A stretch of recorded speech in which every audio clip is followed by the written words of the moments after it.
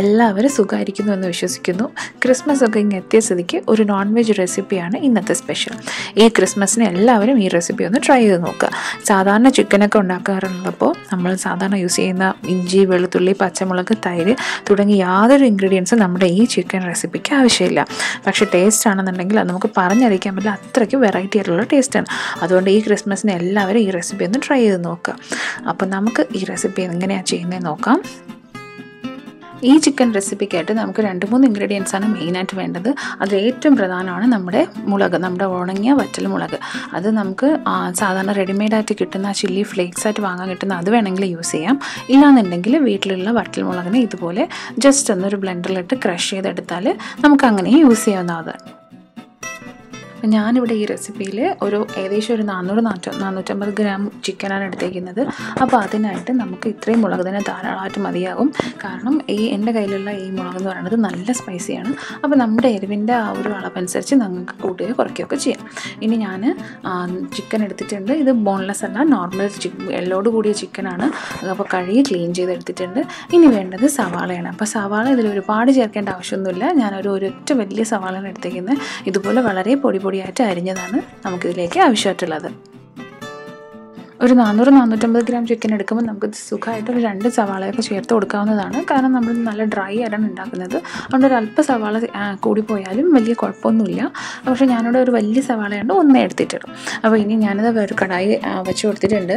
അതിലേക്ക് വെളിച്ചെണ്ണ തന്നെയാണ് യൂസ് ചെയ്തേക്കുന്നത്. ഒരു 2 ടേബിൾ സ്പൂൺ വെളിച്ചെണ്ണ കൂടുതൽ ഉപയോഗിച്ചിട്ടുണ്ട്. ഇനി അതിലേക്ക് കുറച്ച് കറിവേപ്പില നമ്മൾ ജസ്റ്റ് കൈ കൊണ്ട് തന്നെ ഒന്ന് മുറിച്ചെടുത്ത് ഇട്ട് കൊടുത്തിട്ടുണ്ട്. ഇനി അതിലേക്ക് നമ്മൾ ചോപ്പ് ചെയ്ത് വെച്ച സവാളയും ചേർത്ത് ആവശ്യത്തിന് ഉപ്പ് കൂടെ ചേർത്ത് സവാള നന്നായിട്ടൊന്ന് സോഫ്റ്റായി വരുന്നവരെ വഴറ്റി കൊടുക്കുകയാണ്. സവാള ഒരുപാട് അങ്ങ് ബ്രൗൺ ആവേണ്ട ആവശ്യമൊന്നുമില്ല. ജസ്റ്റ് ഒന്ന് സോഫ്റ്റായി കിട്ടിയാൽ മതിയാവും. കാരണം നമുക്ക് ഇനി ഇത് ചിക്കൻ്റെ കൂടെ കിടന്നിട്ട് തന്നെ നന്നായിട്ടൊന്ന് മുരിഞ്ഞ് വരാനുണ്ട്. അപ്പോൾ ആദ്യമേ സവാള ബ്രൗൺ ആക്കി എടുക്കേണ്ട ആവശ്യമില്ല. അപ്പോൾ സവാള ജസ്റ്റ് ഒന്ന് സോഫ്റ്റായി കിട്ടുമ്പോഴത്തേക്കും അതിലേക്ക് നമ്മൾ ഒരല്പം മുളക് പൊടിയും കുറച്ച് മഞ്ഞൾപ്പൊടിയും ചേർത്ത് കൊടുക്കുകയാണ്. ആക്ച്വലി ഈ മുളക് പൊടി നമ്മൾ maximum Kashmiri chilli powder use ചെയ്യാൻ തന്നെ ശ്രമിക്കുക. കാരണം നമുക്ക് മറ്റ് വേറെ നമ്മൾ പൊടി ഐറ്റംസും സ്പൈസസും ഒന്നും ഇതിൽ ചേർക്കുന്നില്ല. അപ്പോൾ ഈ മുളക് പൊടിയാണ് നമ്മുടെ ചിക്കന് ഒരു കളർ കൊടുക്കുന്നത്.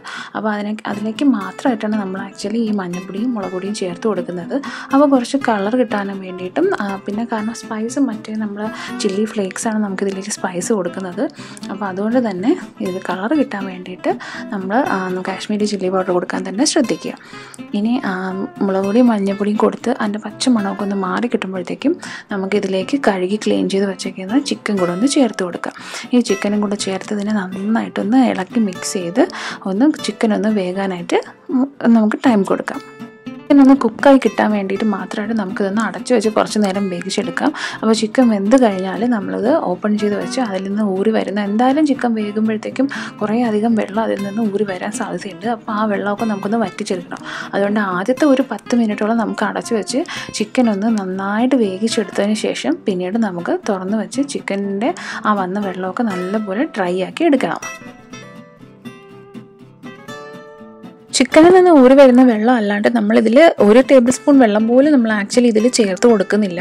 അപ്പോൾ ഈ ചിക്കൻ്റെ ഒരു ടേസ്റ്റ് തന്നെ ഒരു ഡിഫറെൻ്റ് ആവുന്നത് ഇതുകൊണ്ടാണ്. കാരണം ആദ്യം നമ്മൾ ഇത് എണ്ണയിലാക്കി ഇത് അടച്ചു വെച്ചിട്ട് ആ വെള്ളത്തിൽ ഇട്ട് കുറച്ച് നേരം ചിക്കൻ ഒന്ന് വേവിച്ചതിന് ശേഷം പിന്നെ ആ വെള്ളം വറ്റിച്ച് പിന്നീട് നമ്മളിതിനെ ഒരു ഫ്രൈ രൂപത്തിലാക്കി എടുക്കുകയാണ്.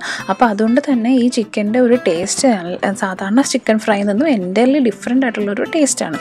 അപ്പോൾ ഇപ്പോൾ ഞാൻ ആദ്യത്തെ ഒരു 2-3 മിനിറ്റ് കഴിഞ്ഞപ്പോൾ തന്നെ കുറച്ച് വെള്ളമൊന്നും ഊറി വന്നിട്ടുണ്ട്. അപ്പോൾ ഇതുപോലെ ഇടയ്ക്കിടയ്ക്ക് അടപ്പൊന്ന് തുറന്ന് നമുക്ക് ഇതൊന്ന് ഇളക്കി കൊടുക്കുക. അങ്ങനെ ഏകദേശം ഒരു 10 മിനിറ്റോളം ആകുമ്പോൾ തന്നെ ചിക്കൻ ഏകദേശം ഒന്ന് വെന്ത് കിട്ടും.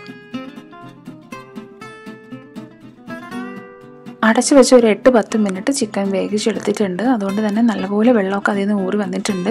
അപ്പോൾ ഈ വെള്ളത്തിൽ കിടന്നത് തന്നെ ചിക്കൻ ഏകദേശം ഒരു ഹാഫ് കുക്ക് ആയിട്ടുണ്ട്.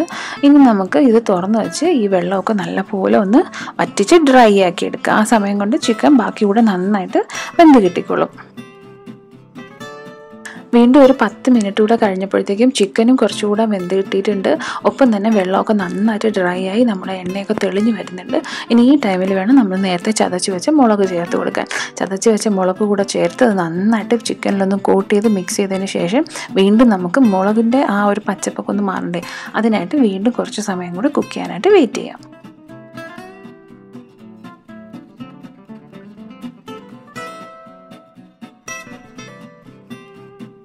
ഇത്രയേ ഉള്ളൂ നമ്മുടെ ചില്ലി ഫ്ലേക്സ് ചിക്കൻ ഫ്രൈ തയ്യാറാക്കി എടുക്കാനായിട്ട്.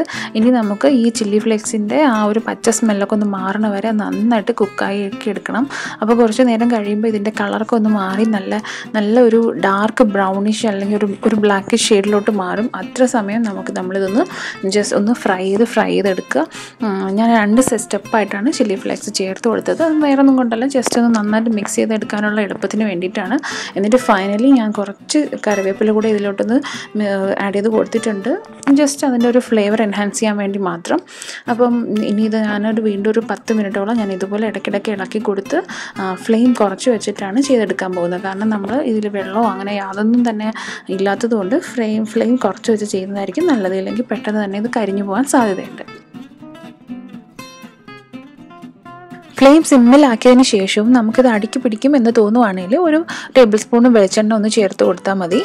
വെളിച്ചെണ്ണ ഒന്ന് ചേർത്ത് നന്നായിട്ട് മിക്സ് ചെയ്തൊന്ന് ഫ്രൈ ചെയ്തെടുത്താൽ മതിയാകും. അപ്പോൾ പക്ഷേ ഞാനിത് ആ സ്റ്റെപ്പ് ചെയ്യുന്നില്ല, കാരണം എനിക്കിപ്പോൾ ഇത് നോർമലായിട്ട് കറക്റ്റ് പാകത്തിനാണ് കിട്ടിയിരിക്കുന്നത്. അപ്പോൾ അതുകൊണ്ട് ഞാനിവിടെ വെളിച്ചെണ്ണ ചേർക്കുന്നില്ല. പക്ഷേ എന്നിരുന്നാലും ഇടയ്ക്കിടയ്ക്ക് ഇതിങ്ങനെ ഇളക്കി കൊടുക്കാൻ മറക്കരുത്. കാരണം നമ്മൾ നേരത്തെ പറഞ്ഞതുപോലെ തന്നെ നമ്മളിതിൽ അധികം എണ്ണയും ചേർത്തിട്ടില്ല, ആകെ 2 ടേബിൾ സ്പൂൺ എണ്ണ മാത്രമേ ചേർത്തിട്ടുള്ളൂ. പിന്നെ അല്ലാതെ വേറെ വെള്ളമോ അങ്ങനെ യാതൊന്നും തന്നെ ചേർത്തിട്ടില്ല. അതുകൊണ്ട് ഇത് ഇടയ്ക്കിടയ്ക്ക് ഇങ്ങനെ ഇളക്കി കൊടുക്കുന്ന കാര്യം നമ്മൾ വിട്ടുപോകാൻ പാടില്ല. അപ്പം നേരത്തെ ഞാൻ പറഞ്ഞ പോലെ ഞാൻ ആ കറിവേപ്പില കൂടെ ചേർത്ത് കൊടുത്തിട്ടുണ്ട്. വീണ്ടും ഇത് നന്നായിട്ട് മിക്സ് ചെയ്ത് കൊടുക്കാം.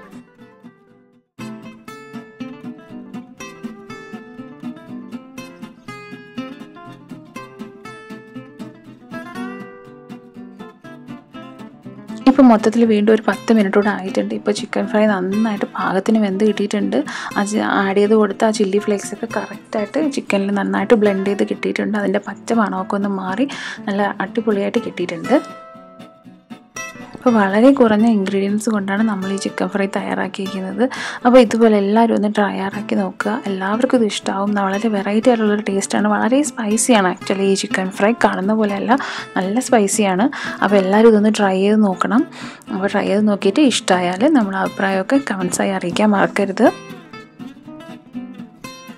ഈ ക്രിസ്മസിന് ഇതുപോലെ എല്ലാവരും ചിക്കൻ ഫ്രൈ തയ്യാറാക്കി നോക്കിയതിന് ശേഷം അഭിപ്രായമൊക്കെ കമൻസായി അറിയിക്കാൻ മറക്കരുത്. ഇഷ്ടമായാൽ ദയവായി ലൈക്ക് ചെയ്യുക, എല്ലാവർക്കും ഒന്ന് ഷെയർ ചെയ്ത് കൊടുക്കുക, ഫ്രണ്ട്സിനും ഫാമിലിക്കും ഒക്കെ ഒന്ന് ഷെയർ ചെയ്ത് കൊടുക്കുക. ഒപ്പം തന്നെ നമ്മുടെ ചാനൽ സബ്സ്ക്രൈബ് ചെയ്ത് സപ്പോർട്ട് ചെയ്യാനും ആരും തന്നെ വിട്ടുപോകരുത്. എല്ലാവർക്കും നല്ലൊരു ക്രിസ്മസ് ആശംസിക്കുവാണ്. എല്ലാവരും സുഖമായിട്ടിരിക്കുക, സന്തോഷമായിട്ടിരിക്കുക. അപ്പോൾ ഞാൻ പുതിയൊരു വീഡിയോ ആയിട്ട് ഉടൻ തന്നെ വരുന്നതാണ്. Till then take care.